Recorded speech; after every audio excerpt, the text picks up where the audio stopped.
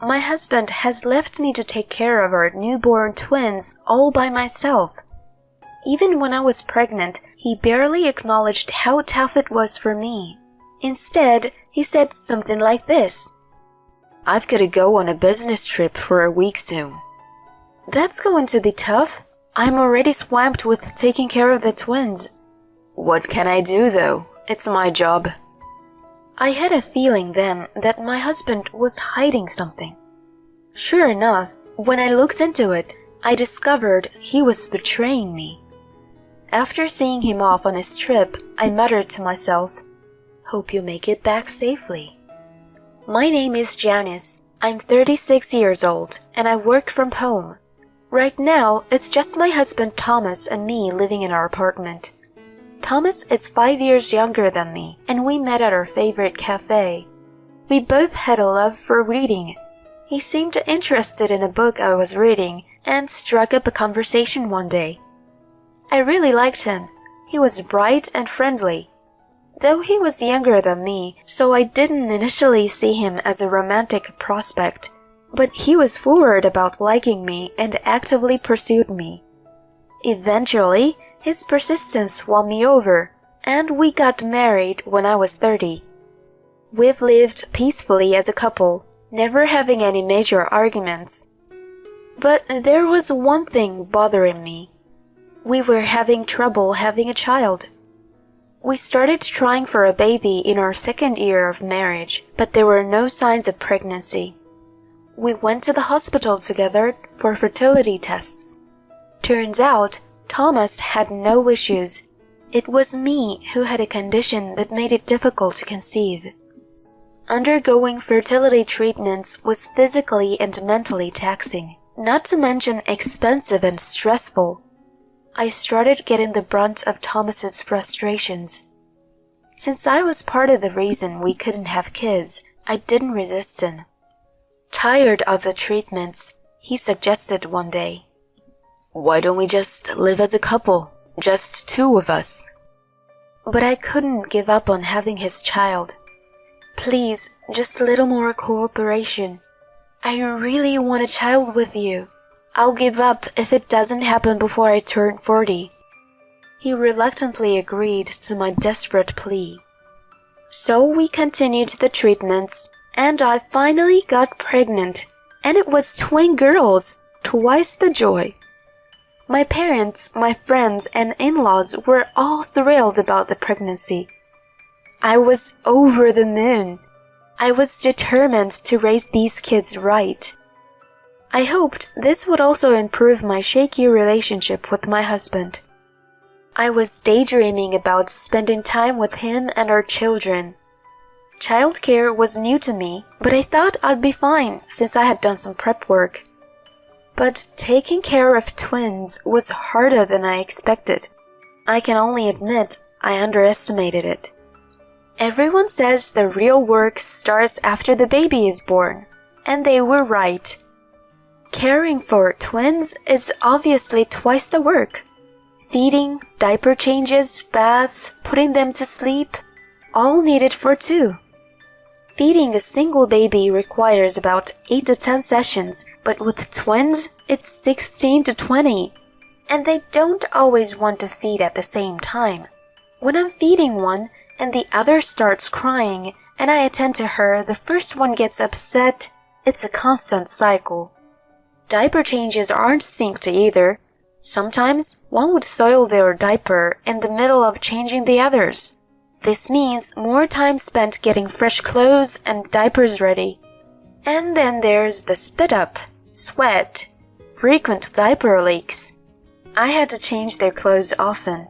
Just as I'd finished changing them, they'd have an accident, and even my clothes get dirty. Changing and washing their clothes took so much time. The cost of raising twins is also double. Diapers, milks, clothes. It's a bit overwhelming. They also cried a lot at night, so I hardly get any sleep. I would hold them because they cry for a long time, but even then, they wouldn't sleep. Even if I managed to calm one down, the other would start crying, waking the first one up again. I was exhausted every day, barely getting any sleep. I had to take a break from my work-from-home job to focus on childcare. My mom works, so she couldn't help, and my mother-in-law lives too far away. They say you should rest after giving birth, but that wasn't an option for me. I had no choice but to struggle through it alone. As for Thomas, he was no help at all. To be exact, he was uncooperative with childcare from the start. When he saw our newborns, he just laughed and said, "They look like monkeys. Not cute at all." And to me, exhausted from childbirth, he joked, "They look ugly. Are you sure they're mine?" He dumped all the housework and childcare on me, using work as an excuse. It was fine when we didn't have kids, but now with newborn twins, it was too much. Even when I asked for help, he'd say, "I don't know how to do it, so I can't." I didn't know how to do it either. It was my first time. He seemed indifferent to our twins' care. I tried to talk to him about it, but it was always in vain. "Thomas, I know you're busy with work, but I'm still recovering from childbirth, and childcare is toughest now. You're a father, too. Can't you be a little more responsible? Could you maybe come home early and help out, even if it's just for a while?" Then he got really defensive. "What? Acting like you're the queen. You get to relax at home because I work hard outside. Don't you get that? And now you want me tired from work to do childcare and housework? You've got to be joking." "I'd like to work too, but I can't right now. And it's not like I'm relaxing at home. I'm sleep deprived every day. Is it too much to ask for a little help with housework and childcare?" No matter how much I asked, he just wouldn't agree, and our conversations got us nowhere. Finally, he threw a tantrum and ended the conversation forcibly. "Enough already. I can't even relax when I come home. I've been dragged around by your infertility and whims for too long, and just when I thought I was free from fertility treatments, this happens. I should have never had kids in the first place." With that, he stormed off into another room. Hearing his words, I just hung my head. Maybe my desire for children was indeed selfish.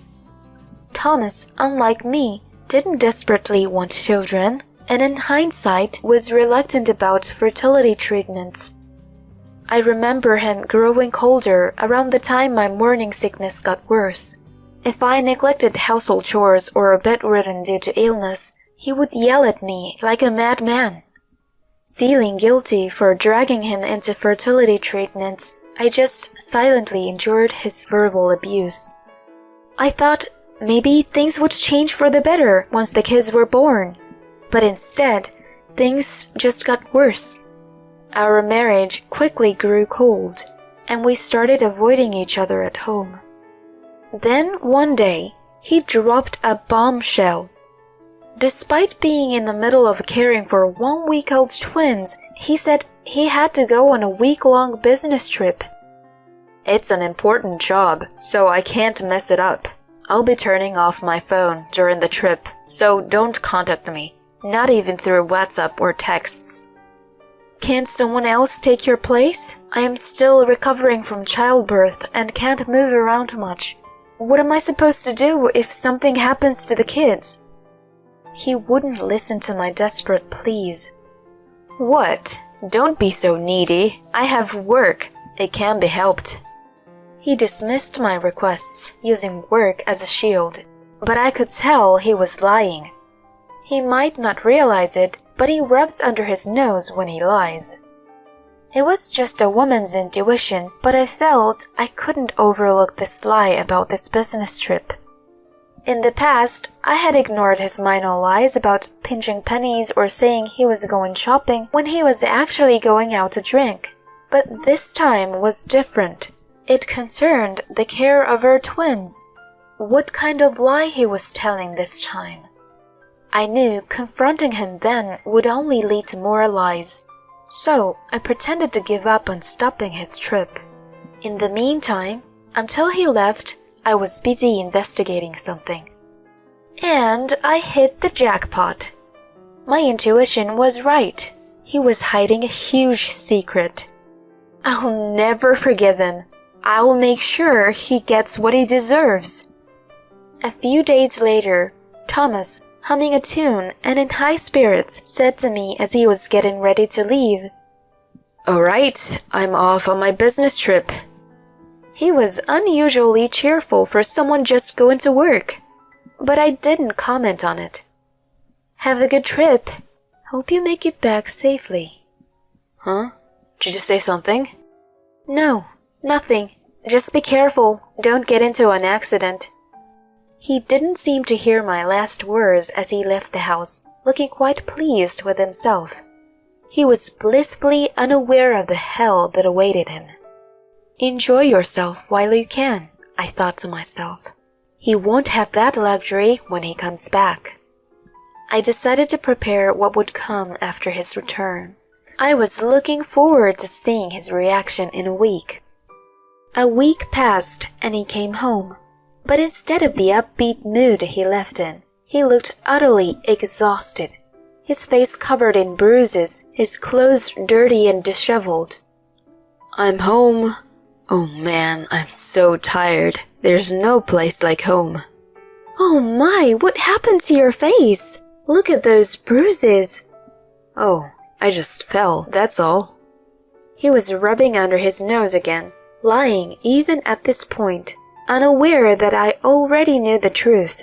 He was still so naive. Then he noticed something was off in the house. "Hey, what's with all these cardboard boxes? Are we moving or something?" Indeed, the house was filled with boxes containing my belongings. To his question, I replied coldly, "The kids and I are moving out. I don't plan on coming back here." "What? What are you talking about?" "I can't stay with a husband who lied about a business trip to go on a cheating vacation while I'm at home with 1-week-old twins. I'm filing for divorce and leaving." He looked shocked, his face turning pale, and then he started yelling at me. "Stop with the nonsense! This just because I didn't help with the kids is too much. Do you even have any proofs that I cheated?" In response, I showed him a video. It showed him discussing his trip with his mistress. "I'm really looking forward to the trip tomorrow. Don't worry, I fooled my wife. Did you manage to talk to your husband, Sarah?" "Oh, that's great." Seeing the video, he went pale. "When did you? I thought you were at the hospital when I made that call." I never expected the camera I was setting up to catch something like this. After all, it was intended for a different use. Actually, this footage was from a baby monitor camera I had secretly bought with my personal savings. I was anxious about being away from the kids, so I had installed cameras around the room. I thought he would make a fuss about it being a waste of money. I had heard about a woman named Sarah from him before. "There's this cute new employee named Sarah, but she's married, too bad." After seeing the footage from the baby monitor, I called Thomas's company to confirm his business trip. It turned out he had taken leave instead. On the phone, I asked, "Could you please put me through Sarah Johnson?" As expected, the response was, "Sarah Johnson is also on leave." So, the affair was indeed with Sarah, his junior colleague. I searched Thomas's study and found a memo with staff contacts, then called Sarah's house. Her husband answered, and when I explained the situation, he was furious. It seemed there were already suspicions about her infidelity, and he had been about to investigate. I asked him to keep it a secret that he had heard it from me. The day before Thomas was due to return from his business trip, I received a call from Sarah's husband explaining what happened. Apparently, Thomas had brazenly gone to pick up Sarah from her house and encountered her husband. He beat up Thomas, which explained the bruises all over his face. He couldn't go home right away and had to kill time in a motel before he finally returned. He stood in front of me, speechless, his mouth opening and closing. Then someone burst in. Mom, Dad, what are you doing here? Entering the living room were my furious in-laws, their faces red with anger.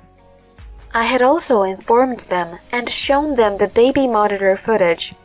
My father-in-law, in a rage, punched Thomas in the face, adding another bruise. You stupid son! Cheating, what a despicable act! You're disowned! Then, more shouting from behind. I'm taking my daughter and grandkids back home.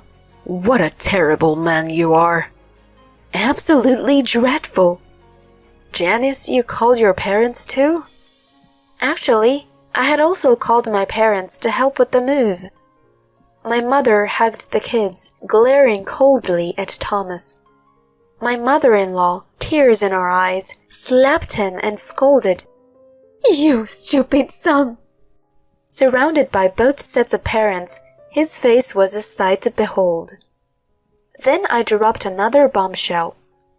Oh yeah, I also contacted your company's president. They already know that you used your leave days for your affair. Hearing this, he yelled at me. Are you kidding me? What have you done? My father, raising his fist, yelled back at him. How dare you act like this after cheating? You have a problem with my daughter? I'm sorry. Cornered, he began to plead with me. Please, Janice, the affair was a moment of madness. Don't divorce me. I'll leave Sarah and help out with housework and childcare from now on. His desperate pleas didn't move me at all. They were just a nuisance. I retorted sharply. What are you saying now? You weren't there for me when I needed you most. Do you have any idea how hard it was to take care of twins and do housework alone? And you were on a vacation with your mistress. You really have some nerve. I know. I'm truly sorry, I am. No excuses. I'm done with you. I can't be your wife anymore. Don't come near me and the kids ever again. I'll be demanding alimony and child support, just so you know. I left the apartment with everyone, leaving him behind. Later, Thomas and I divorced. I demanded alimony for his affair with Sarah and, of course, child support from him. He received a stern warning from his company, but resigned because he couldn't stand the disdainful looks from his colleagues. He ended up with a debt of $100,000 from the alimony and child support payments to me and Sarah's husband. Now he's working himself to exhaustion in manual labor day and night. Sarah was also divorced by her husband, left her job, and returned to her parents' home in the countryside. She's working in a factory, monitored due to the alimony demands from her husband and me. As for me, I moved back to my parents' home and I'm taking care of the twins with my mother's help. Just watching the twins grow up healthy makes me happy. They are loved by the entire family and seem very happy. I'm determined to work hard for the sake of these children's future.